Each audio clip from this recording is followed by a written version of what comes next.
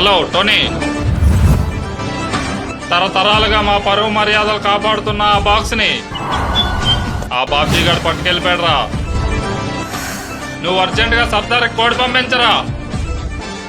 అన్నా ఒక బాక్స్ కోసం కోడ్ వచ్చిందన్నా.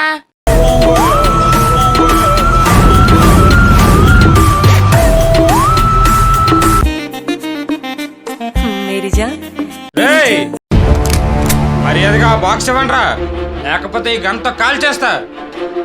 దేన్నే బాక్స్ నే